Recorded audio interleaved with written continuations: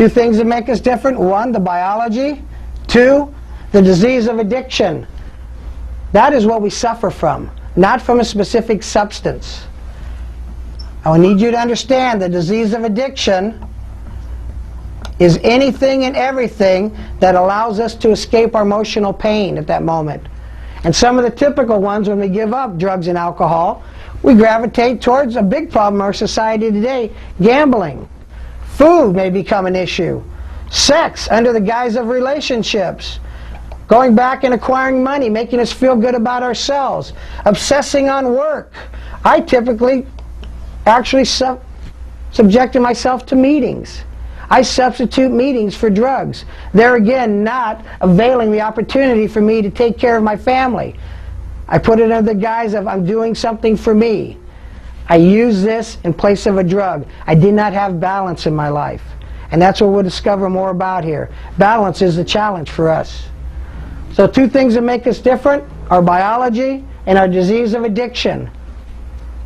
Those that we call normies, those that don't have a substance abuse problem, they also have pockets of darkness. They've also had loss and tragedy in their lives. The difference is, when they do have a drink to knock the edge off of a bad day, they do not obsess and compulse upon it. They don't think about it, then do it till it stops working, and then find something new, which is our disease of addiction. Anything that takes us to Disneyland, we will stay there. We will love it till it stops working, and then we move on to the next people, place, or thing. That's just who we are. That's how we're wired. But we have an opportunity to do something about it. And hopefully this will start you on the journey to that. So we understand we suffer actually from the disease of addiction. We have a pockets of darkness. The normies have that also. But our biology is different, and they don't have that little teeny voice inside that you're going to know what I'm talking about if you suffer from the disease of addiction. When you have all these loved ones and caring people around you, you've done all these successful things, and this little voice says, you're not good enough. You're never going to be good enough. How could they love you? If they really knew how you felt inside, they would run. So you need to be quiet. You can't talk about how you feel, because they wouldn't understand. Then they would leave you too. But all the while, you don't believe that you deserve them in your life anyway. And you've proven that. You've proven that by the actions and the behaviors that you've done that have placed your life and others in jeopardy. When we connect to this, our spiritual connection and a higher power, it allows us to keep that voice quiet. It doesn't mean the toxins don't seep out from it. But we have other tools that we can do to alleviate those behaviors ever coming back that are detrimental to us and eventually lead us to our death. Next part of this equation, we need to come down here to emotional and physical pain. We've covered the emotional. Now I'm going to talk about the physical. This is for people who need a narcotic in their life. And once again, the whole program of recovery is based upon truth. But if I'm having to put a narcotic in my body, that is affecting my higher brain functions, because my brain doesn't know any difference whether it's prescribed or whether I'm doing it for recreational uses or under the guise of party. It doesn't care that I'm maintaining and doing my medications as necessary or as prescribed. My higher brain functions are affected. So what I need to do, I need to be honest. Do I actually have physical pain that is intolerable or unacceptable to me at this moment? Second of that equation, that part of it is, do I really believe I should be pain-free after all the pain, all the injuries I've gone through? And my age? I'm going to have some pain. If you're looking to be pain-free, you're not being realistic. Second, have I tried everything other than a narcotic to put in my body? And I do mean everything. Everything from acupuncture, light therapy, going down to the Chinese herb shop, anything and everything, exercise, meditation. We have to try everything. And then we come down to the third part. I need to be able to differentiate between my emotional pain and my physical pain. If I'm stating I have a pain level of 7 at the time, I need to be able to say, you know what, my rotator cuff is actually hurting, but I'm in emotional pain up here, which means I'm crunching down, I'm feeling pain, I'm feeling anger, I'm feeling frustration, which would allow this to escalate.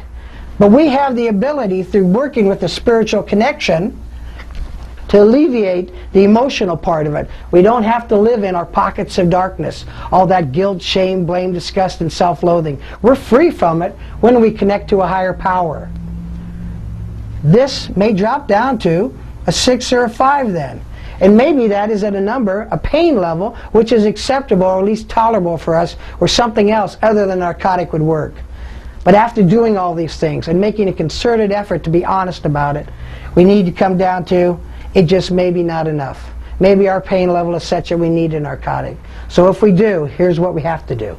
First and foremost, I get control of the medication out of my hand. Because if it says take 1, I'm going to take 2, just in case. Because that's how we're wired. I won't take a vitamin normally. If it says 1, I'll take 2 because it'll get me healthier quicker. That's just how we're wired. 2, I get the medication to someone who administer it appropriately on time as prescribed to me. And the moment that they don't give it to me prescribed, you know how we're going to think? That, you know what, I need to keep a little stash on the side just in case they show up late again or they forget. And I guarantee you right there, that's a reservation, and reservations feed the disease of addiction, remember. I will be using at some point. I have wiggle room in my program. This program is built around no wiggle room, built on honesty and a sincere effort to care about me through a connection with something greater than myself. And then next, I find somebody I can't manipulate. What a concept, huh? Somebody I can't manipulate. When would we ever done that before? That's why in recovery we have to change our thinking. This is a cognitive process.